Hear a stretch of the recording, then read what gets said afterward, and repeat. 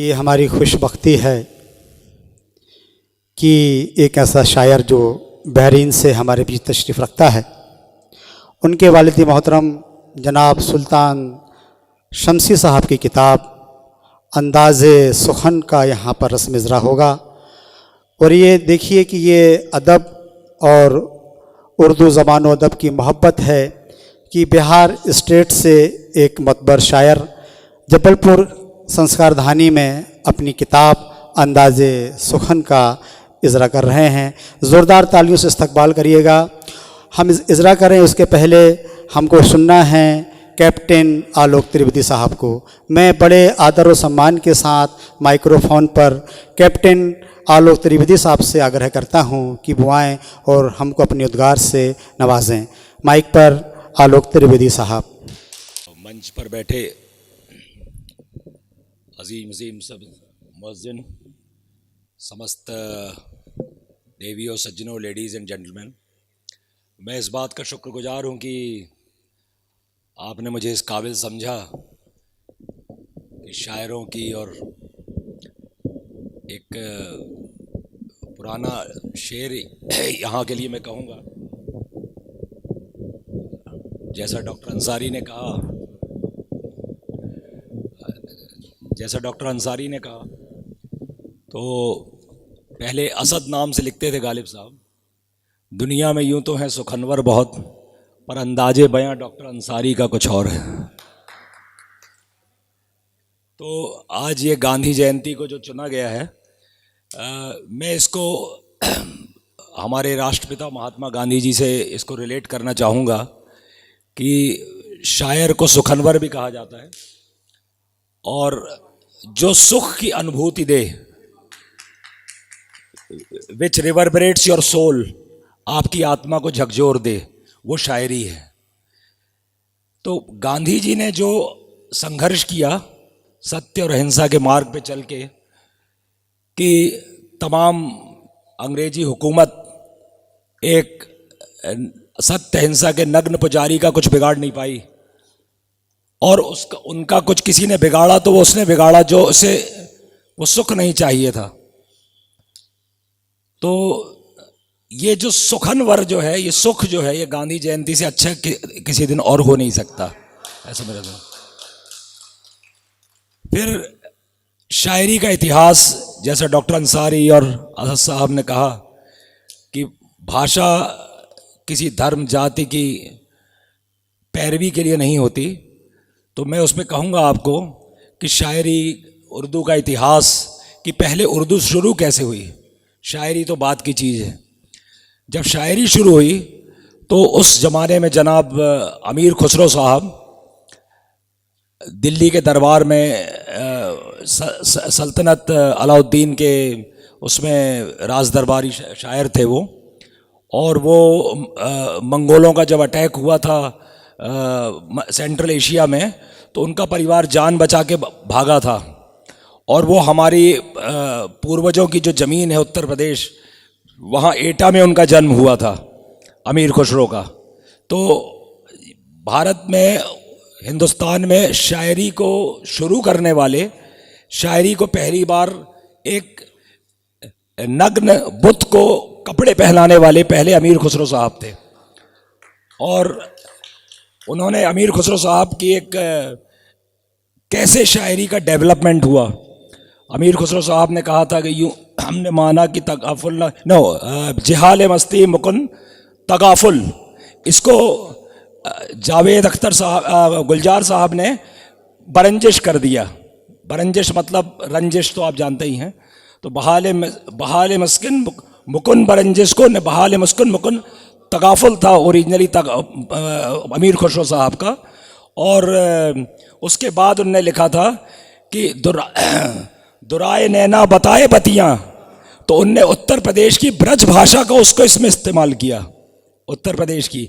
यानी ये बात जो शायरी को जिनने अमली जामा पहनाया, वो अमीर खुसरो साहब ने किसी पर्टिकुलर भाषा की गुलामी नहीं की। उनने अपने जज्बात को, अपने दिली जज्बात को जिस तरीके से पेश किया जा सकता था वैसे पेश किया।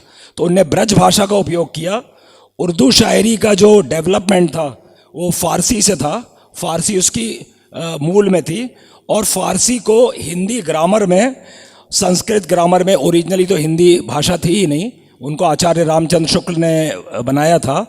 और यहाँ पर मैं बड़े फ़ख्र से इस बात को बताऊंगा कि आचार्य रामचंद्र शुक्ल जिन्होंने हिंदी खड़ी बोली को बनाया, वो हमारी माँ के सगे फूफा जी थे, आचार्य रामचंद्र शुक्ल। तो आचार्य रामचंद्र शुक्ल ने उनको अमली जामा, तो उस वक्त जब उन्होंने शायरी शुरू की तो अमीर खुसरो साहब ने पहली बार उसको वस्त्र प्रदान किए, एक खुली धरती को, एक खुले मैदान को। उसमें उनने अरबी, फ़ारसी, उर्दू, संस्कृत और ब्रज भाषा और खड़ी बोली के शब्दों का इस्तेमाल किया। तो जैसा कि मैंने कहा कि दुराए नैना बताए बतियाँ, ये हमारे यहाँ की खड़ी बोली में उपयोग होता है, उत्तर प्रदेश में अमीर खुसरो साहब का। तो इस तरह से हमारी शायरी का डेवलपमेंट हुआ। फिर एक शायर जो बहुत लोगों को, जो शायरी के फील्ड में है, ऐसे लोगों को अगर छोड़ दिया जाए तो बहुत सारे लोग मीर तकी मीर के बारे में नहीं जानते। तो उनने जो है बाद में, उनके करीब 60-70 साल बाद शायरी को डेवलपमेंट किया, परंतु सारा क्रेडिट अंत में अपने गालिब साहब ले गए। तो जिनका ये शेर था कि यूं तो है दुनिया में और भी सुखनवर, पर अंदाजे बयां जबलपुर वालों का कुछ और है। तो ये तो उनने असद नाम से उस वक्त शायरी लिखते थे, असद के बाद उन्होंने अपने को गालिब में चेंज किया। तो ये तो मैंने एक आपको छोटा सा वो दिया कि मेरा फील्ड तो शायरी का नहीं है, यूं ही मैं कभी कभी दिली जज्बात में कुछ शब्द को इधर उधर पिरो देता हूँ, को कभी रदीफ को आगे कर देता हूँ, कभी ताकिया को पीछे कर देता हूँ। तो हमारे यहाँ डॉक्टर मिश्रा जी बैठे हुए हैं, उनको मालूम होगा कि हमारी पहली लाइन ही मिसरा है उर्दू की। तो मिसरा जी के बिना तो मिसरा शुरू ही नहीं हो सकता शायरी का, तो हमारी पहली लाइन ही मिसरा से शुरू होती है। तो ये जो चीज़ है शायरी में, तो जो शायरी के तमाम नियम है, कानून है, उनके जो अल्फाज हैं वो सारे यहाँ पर बैठे हुए हैं, जिनको मिलकर हम खुद तमाम शायरियों की जो एक मिली जुली, जिसको हम बोलते हैं समिंग अप द टोटल शेर, तो फिर हम अपने नज़्म में वो चेंज हो जाती है। जब हम 25-50 शायरी लिखेंगे तो वो नज़्म बन जाएगी। तो ये तो मतलब मैंने आपको एक बेर बताया। फिर मैं कुछ 4-6 लाइनें आपको बता दूंगा, कभी किसी वक्त किसी मौके पर मैं लिख देता हूँ अपने उसमें थोड़ा सा समय निकाल के। कहाँ ढूंढ रहे हो रब को जो हर उस जगह है जहाँ नज़र नहीं, कहाँ ढूंढ रहे हो रब को जो हर उस जगह है जहाँ नज़र नहीं, जो नज़र में है वो उसकी हद नहीं। जैसे गालिब साहब ने बोला था कि तू मुझे वो जगह बता जहाँ खुदा नहीं, बोले तू मस्जिद के पास पी रहा है, तो बोले मुझे तू वो जगह बता दे जहाँ खुदा नहीं। तो उसी से मैंने इंस्पिरेशन लेकर उसी गालिब साहब के उससे ये लिखा है कि कहाँ ढूंढ रहे हो रब को जो हर उस जगह है जहाँ नज़र नहीं, जो नज़र में है वो उसकी हद नहीं, कभी तो नज़र झुका के देख वहीं कहीं तो खुदा का घर नहीं। तो जैसा कि आपने बोला कि हिंदुस्तानी तहजीब, तो ये इस बात को हम ये कहना चाहते हैं कि खुदा तो आपके महसूस करने की चीज़ है। अगर आप बोलें कि यहाँ नहीं है खुदा, वहाँ है, तो ये आपकी सोच की जो है वो बहुत लिमिटेशंस को बताती है। ऐसी कोई जगह नहीं है जो तू बता देगी वहाँ नहीं है। ये मोमिन साहब का एक बड़ा वो था फेमस शेर, वो जो हमें करार था तुम्हें याद हो कि ना हो, वही वादा निबाह का तुम्हें याद हो कि ना हो, वो लुत्फ मुझ पर बेशतर, वो करम था कि मेरे हाल पर, मुझे सब है याद जरा तुम्हें याद हो कि ना हो। तो उस पर मैंने आगे जोड़ा था, जिसे गिनते थे आशना जिसे आप कहते थे बावफा, जिसे गिनते थे आसमां जिसे आप कहते थे बावफा, मैं वही तेरा सुखनवर हूँ तुझे याद हो ना हो।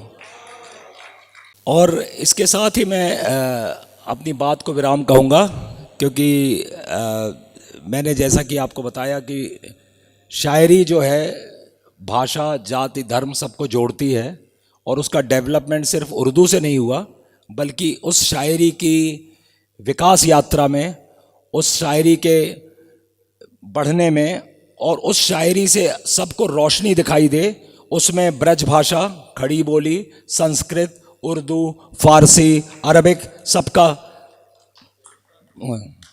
बस इसी के साथ मैं अपना कहूँगा। और बहुत बहुत आपको फिर से शुक्रिया कि जो आपने मुझे यहाँ पे मौका दिया, ये आपकी ज़र्रा नवाज़ी है। इस बात के लिए